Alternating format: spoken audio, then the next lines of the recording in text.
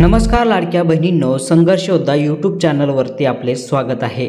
मुख्यमंत्री माझी लाडकी बहीण योजनाची ई-केवायसी कशी कराल, लाडकी बहीण योजनेसाठी ई-केवायसी कशी कराल, कोणते कागदपत्रे लागणार आहे, सविस्तर आपण या व्हिडिओमध्ये माहिती जाणून घेणार आहोत। हा व्हिडिओ नक्की शेवटपर्यंत बघा, तरच तुम्हाला माहिती कळणार आहे। मुख्यमंत्री माझी लाडकी बहीण योजना, मुख्यमंत्री माझी लाडकी बहीण योजना ही सध्या महाराष्ट्रामध्ये खूप चर्चेत आहे। लाडकी बहीण योजनेच्या लाभार्थ्यांसाठी ई-केवायसी करणे अनिवार्य केले गेले आहे आणि तरच तुम्हाला ह्या लाडक्या बहिणींचे पैसे मिळणार आहे।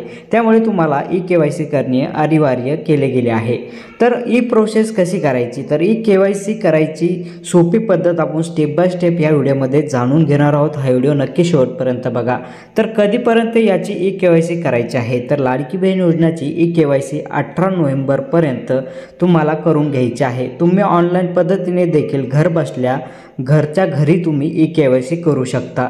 तर सर्वप्रथम तुम्हाला लाडकी बहीण योजनेच्या अधिकृत वेबसाईटला भेट द्यायची आहे आणि या ठिकाणी आल्याच्या नंतर लाडकी बहीण योजना .महाराष्ट्र.गव्हर्नमेंट.in या वेबसाईटला तुम्हाला व्हिजिट करायचं। या ठिकाणी तुम्हाला वेबसाईट दिसत असेल, या ठिकाणी तुम्हाला ही वेबसाईट सर्च करून या वेबसाईटवर जायचं आहे। या ठिकाणी आल्याच्या नंतर पती किंवा वडिलांचा आधार नंबर निवडायचा आहे।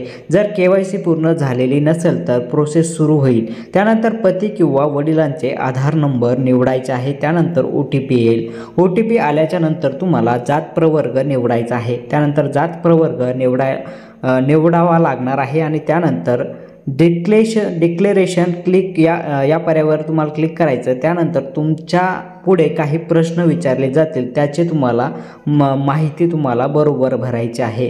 केवायसी प्रोसेस पूर्ण होईल आणि त्यानंतर तुमची केवायसी पूर्ण झाली आहे असा मेसेज येईल। त्यानंतर तुमची केवायसी प्रोसेस पूर्ण होईल। अशा पद्धतीने तुम्ही घर बसल्या देखील तुमच्या मोबाईलवरती तुमची लाडकी बहीण योजनेची ई-केवायसी होऊन जाईल।